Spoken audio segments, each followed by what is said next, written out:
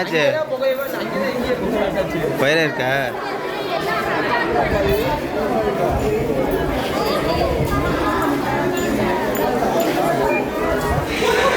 வாங்க வாங்க, அந்த போன டவுனில் வீடியோ போடுவாங்க.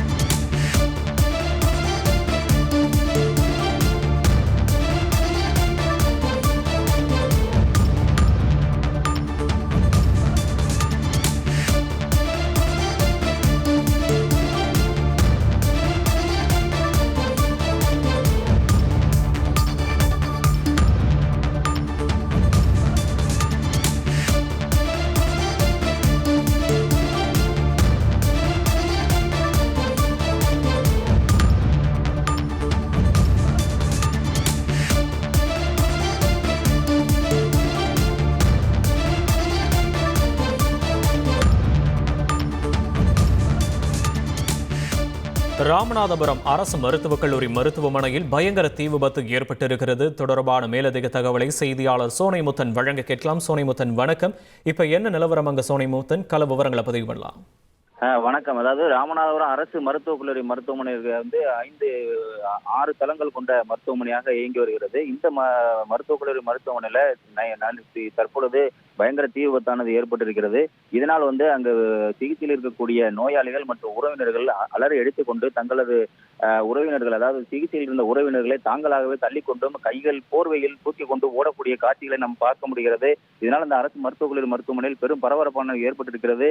இந்த 6 தளங்களிலுமே பார்த்தோமையானால் எந்த தளத்திலையும் வந்து மின்சாரம், அனைத்து பகுதிகளிலுமே மின்சாரம் துண்டிக்கப்பட்டு அரசு மருத்துவக் கல்லூரி மருத்துவமனை வளாகம் முழுவதுமே பார்த்தோமானால் இருள் சூழ்ந்து காணப்படுகிறது. இதனால் உறவினர்கள் கதறக்கொண்டு ஓடியாடக்கூடிய காட்சிகளை நாம் பார்க்க முடிகிறது.